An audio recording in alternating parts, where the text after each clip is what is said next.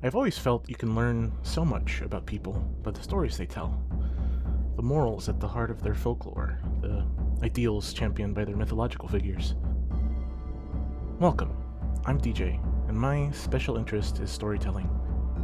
I'm not one to pick just a favorite, anything, but one of my favorite things in this world is the game Dwarf Fortress. I imagine you already know about it if you've clicked on this video, but just in case you don't, Dwarf Fortress is, in a nutshell, a fantasy world simulator.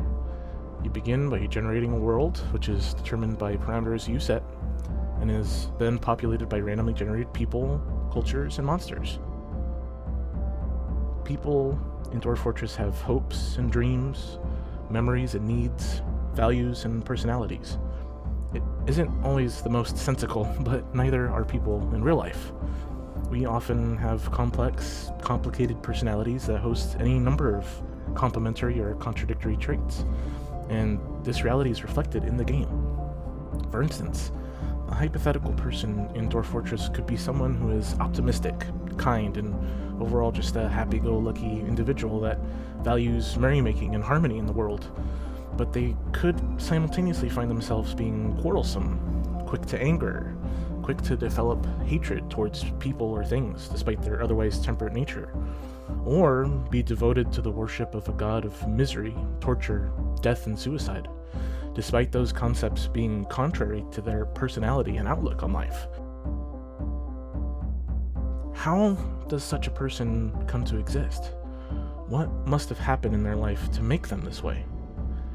That is the beauty of Dwarf Fortress, to me. It is a launch pad for your imagination.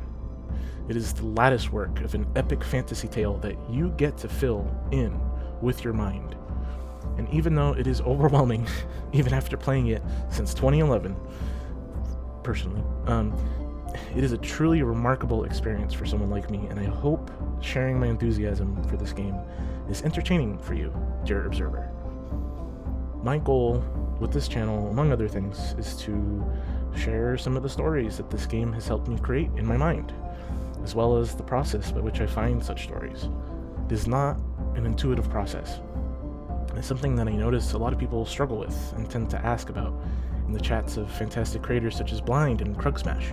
If somehow you're not familiar with either of them, I would highly recommend checking them out. But yes, I think I have some insight worth sharing with the community, and I'd like to take a stab at it. But first, I need to thank Tarn and Zach Adams, their families, the wonderful people at Kip Fox, Putnam, and the artists that all make the game more accessible to more people than ever before, and the fantastically creative community around the game, and of course, you, dear observer, for helping make this world all the more interesting, fun, and compassionate. Thank you.